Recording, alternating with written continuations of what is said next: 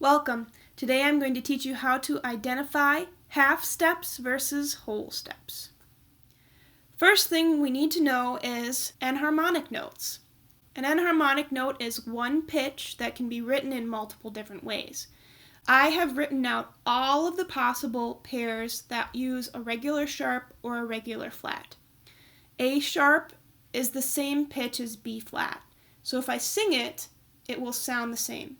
Same with B and C flat, B sharp and C flat and B, C sharp and D flat, D sharp and E flat, E sharp and F sharp and E, F sharp and G flat, and finally G sharp and A flat. These are all enharmonic notes.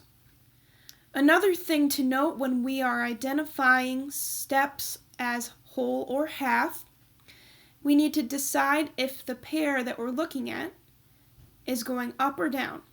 So if I look at this very first note, this is on a line and this one is in a space above.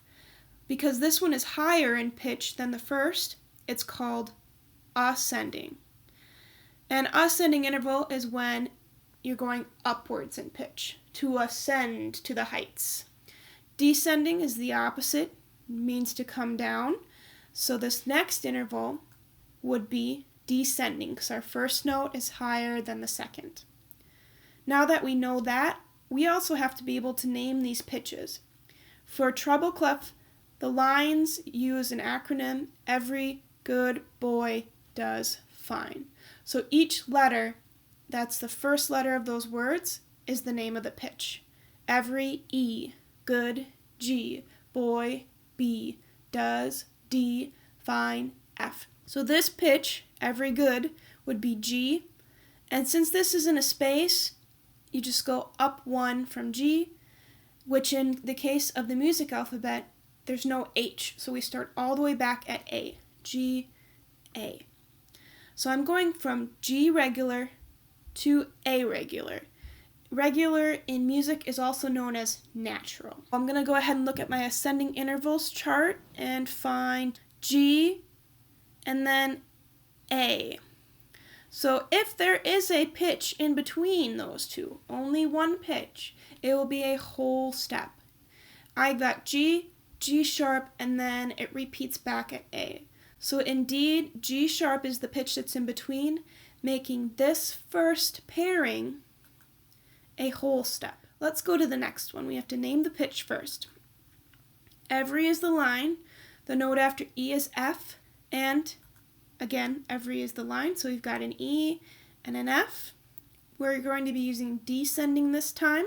So F to E, there are no pitches in between, so this is an example of a half step. Bass clef, it works the same, but the pitches are named differently. Easiest way to remember the pitches for the bass clef are spaces. Also an acronym, A, all, C, cows, E, eat, G, grass. All cows eat grass.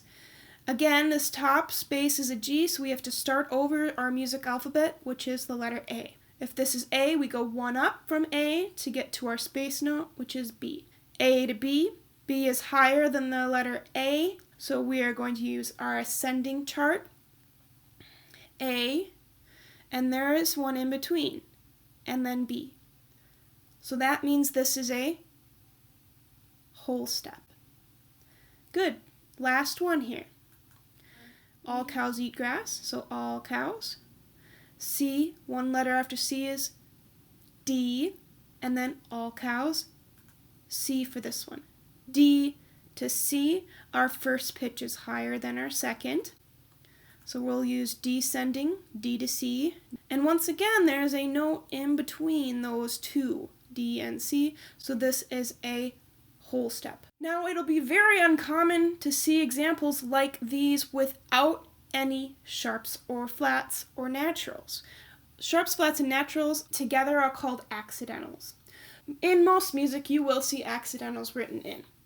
Alright, so now we've changed a few. Let's go back to our treble clef. If you remember, it's every good boy does fine. So this first pitch is E, but now we have a flat. So E flat and F. So F to E flat, descending. F to E flat. We skip over E. That is now a whole step. So use of accidentals does change things drastically.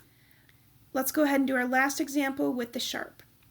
All cows eat grass, space G. One up to the line is going to be A, and we have sharp. A sharp to B, ascending interval.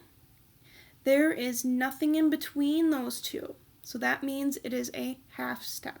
Now let's go ahead and do the same thing, but using a piano keyboard. Here's our piano keyboard. You first have to know how to name the pitches on the piano to be able to use this. So I'm going to go ahead and help us out by putting this quarter note on all of the keys that are named C. And just like the music alphabet repeats after you get to G and goes back to A, the piano keyboard also does the same thing. If this is C, we're going to go up the alphabet forwards to D, then E, then F, then G. We stop, go back to A, B, C, etc., etc. Now let's go ahead and identify this interval right here where the orange is. So we're looking at this white key and this black key. For these particular ones, you don't actually have to be able to name all the pitches, but it is helpful. Since I'm going up in pitch, because for the piano, if you're playing from left to right, that is ascending. And if you're playing from right to left, that is descending. So if I'm looking at this first pitch, and then going up to the black note here, it's ascending. So we have C, one pitch above C, if we're looking at our ascending, is C sharp. So white to black, that'll be a half step. If I were to put the black note to white, this now is C to D. C to D ascending has C sharp in between, so that means it is a whole step. Let's go ahead and do one more. So now we're looking at a descending interval starting with C.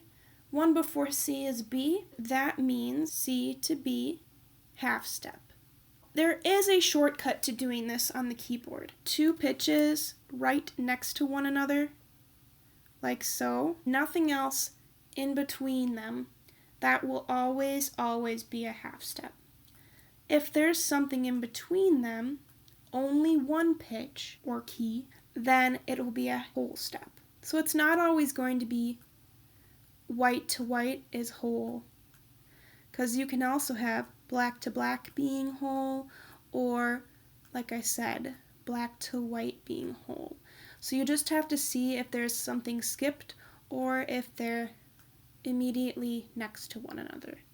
So this one right here is a half step. And that is how you identify half versus whole steps using both the music staff and the piano keyboard. Happy practicing!